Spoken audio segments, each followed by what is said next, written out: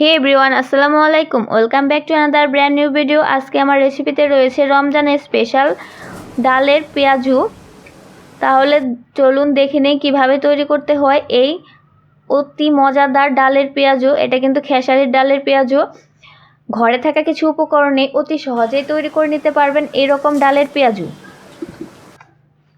এর জন্য আমি নিয়েছি এখানে 1 কাপ খেসারির ডাল বাটা। আমি দেখেন কিভাবে বেটে নিয়েছি। তারপর আমি এখানে দিয়ে দেব কিছু আস্ত ডাল। আমি ডালটা ভিজিয়ে রেখেছিলাম, সেখান থেকে কিছু তুলে রেখেছিলাম। দিয়ে দেব 1 কাপ পরিমাণে পেঁয়াজ কুচি, 1/2 কাপ পরিমাণে চালের গুঁড়া, অবশ্যই চালের গুঁড়াটা দিতে হবে। দিয়ে দেব 1/2 চামচ হলুদ গুঁড়া, 1/2 চামচ লাল মরিচ গুঁড়া, 1/2 চামচ ধনিয়া গুঁড়া, 1 চামচ পেঁয়াজ বাটা, 1 চামচ রসুন বাটা, 1 চামচ জিরা বাটা।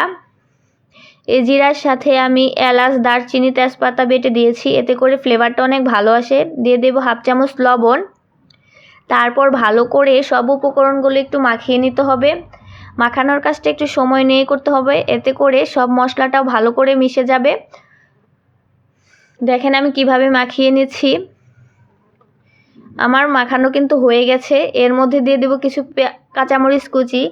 এটা অপশনাল, যে ঝাল খেতে চান সে দেবেন, যে ঝাল খেতে চান না সে দেবেন না। তারপর ভালো করে একটু মিশিয়ে নিতে হবে। চুলায় একটি প্যান বসিয়ে পর্যাপ্ত পরিমাণ তেল গরম করে এর মধ্যে ছোট ছোট করে পেঁয়াজগুলো ছেড়ে দেব। এটা আপনারা যার যার পছন্দ অনুযায়ী তৈরি করে নিতে পারেন। কেউ ছোট করে তৈরি করে, কেউ বড় করে তৈরি করে। আমি ছোট ছোট গোল গোল করে তৈরি করে নেব।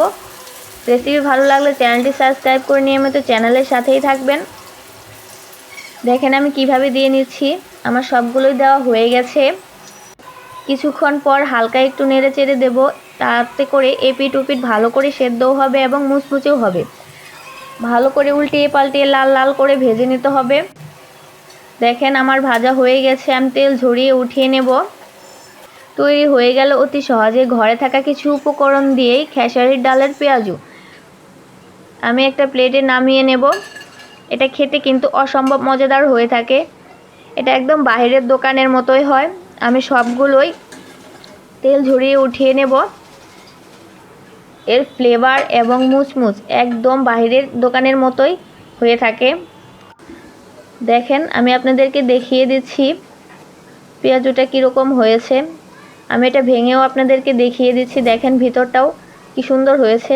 এটা কিন্তু অনেক গরম, তারপরেও আমি আপনাদের সাথে ভেঙে শেয়ার করলাম। এটা খেতে কিন্তু অসম্ভব মজাদার হয়ে থাকে। এইভাবে বাসায় সারা মাস রোজার জন্য আপনারা পেঁয়াজু তৈরি করে নিতে পারেন। ভালো থাকবেন, সুস্থ থাকবেন। দেখা হবে নেক্সট কোনো ভিডিওতে। আল্লাহ হাফেজ।